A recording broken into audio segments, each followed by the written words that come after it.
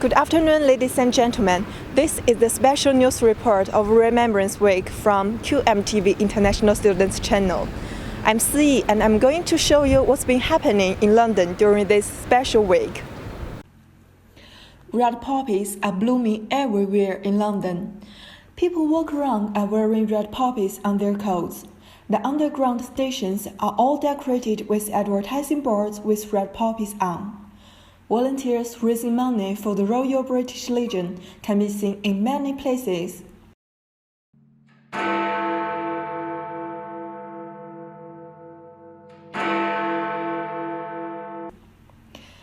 Each year in November, the red poppies are a symbol of remembrance for soldiers who have sacrificed themselves in wars and conflicts since World War I, and as a way of raising money for the Royal British Legion, have been worn by hundreds of thousands of people, and it had already become the fabric of British life.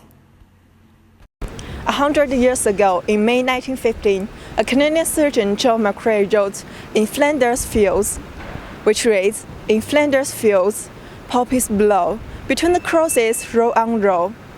This poem then became a very famous war poem, and poppies have been associated with Remembrance Day ever since. 100 years later, the poppies still blow, but what do people remember today? We are going to do some interviews about this. Do you know what's the meaning of the Poppy Day? It's for remembrance for dead soldiers.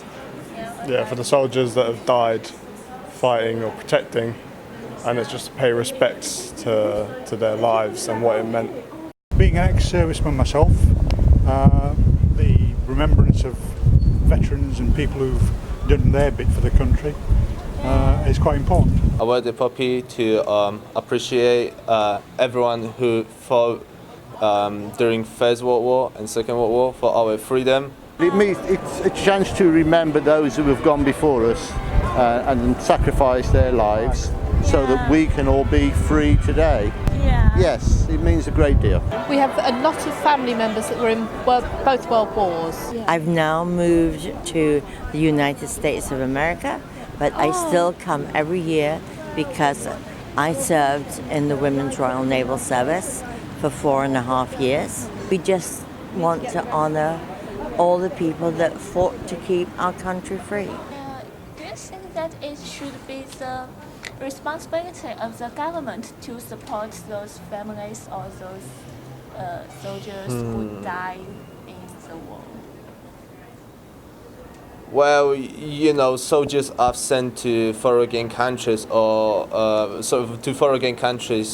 by the order of government, and yeah, in that case, definitely. And you know, if the soldiers defending the independent country, then also they should be looked after by government. We all pay our taxes. We all contribute directly to the government. So the government should put that money back into the things that the people that fight the wars that benefit us all. Why do we have to use a charity as a middleman? This should be done directly through the government. The government is the one that decides whether or not to get involved in a war, which is what puts those soldiers in that situation. So I think they're the ones that should support those people. Well, it's mostly charitable work, Help for Heroes, the British Legion. There's so many more that do contribute towards ex-service personnel and so forth, and the taxpayer as well in general. The government will do certain things. I mean, main responsibility of the government, but I think it's impossible to look after everybody, so they need all the help from whatever association can give it. Do you think it's very necessary to pass it on to next generation? Oh, absolutely. They need to know why they are free and why they have the freedom to do and live how they do today, and the people that sacrifice their lives for them.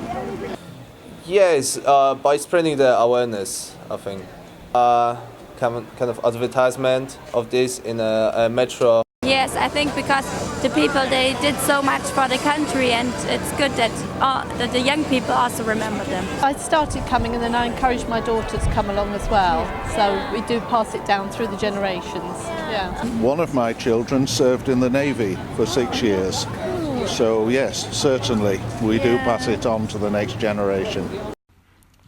We also interviewed Professor Lumb in History Department from Queen Mary University of London.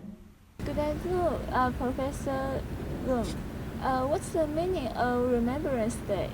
Remembrance Day is an event for the British nation to remember and to honor the images of the British soldiers and civilians who died during the wars. Now, how is it celebrated? The event is held every year on the second Sunday in November with a multitude of services all around the country. Whereas the main event is the national service at Whitehall in London, which is even attended by high-ranking politicians and the Queen herself. How did it start, and why are poppies the symbol of the Remembrance Day?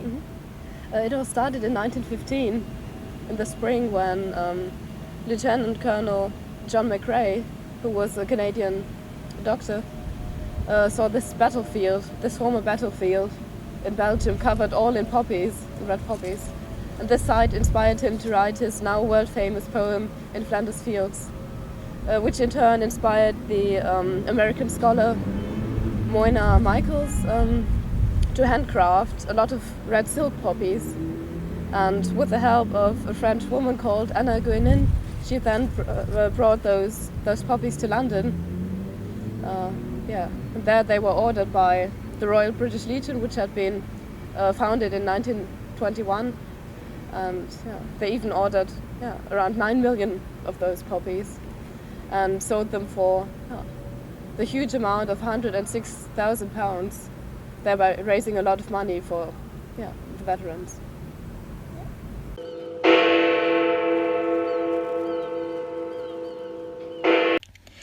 The significance of the Remembrance Day is not only to provide financial support to veterans and to remember the British armed forces, those who have died in wars for freedom, but also to remind people, especially the younger generation, of horrors of wars, to preserve the memories of the fallen, those who have sacrificed themselves so we can live the life we live today, and to make sure we pass this spirit down.